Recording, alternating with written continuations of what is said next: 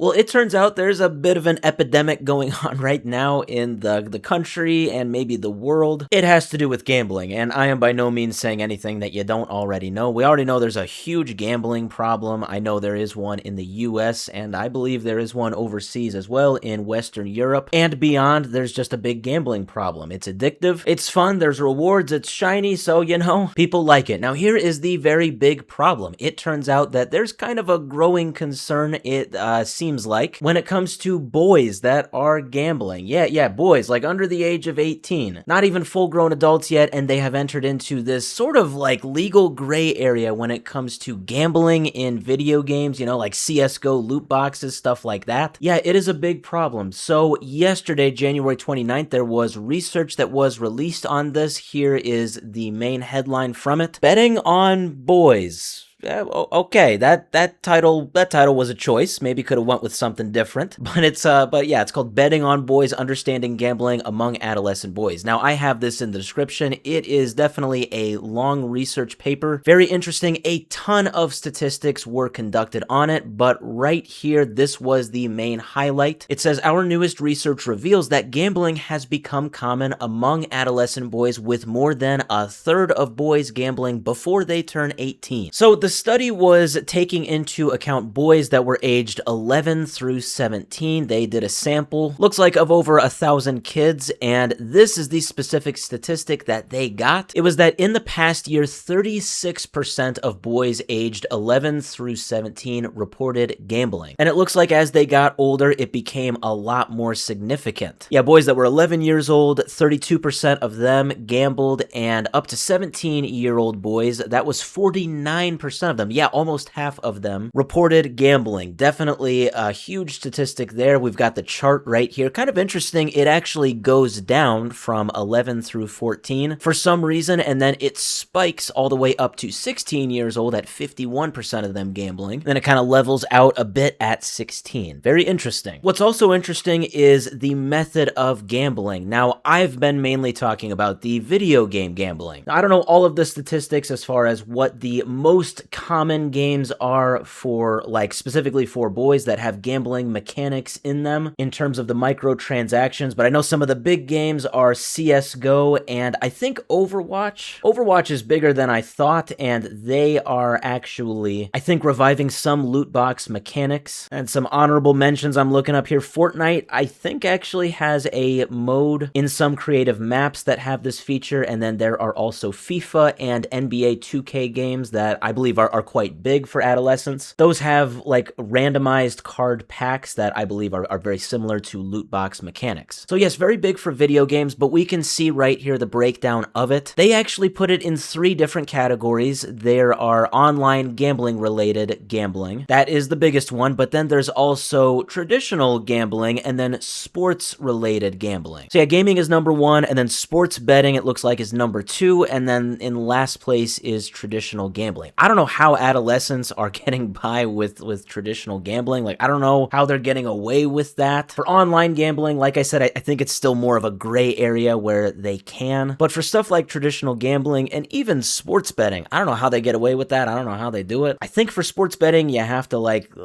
put up your ID or something on the app, or you have to upload it or something like that to show that you're at least 18 or 21, whatever the state is. But yes, regardless, definitely a big issue, like massively bigger than I thought. I knew gambling was definitely a big issue for adults, mainly for men, but I didn't know, even when you get into some of these gray area things like gaming, I didn't know how big of an issue it was for boys.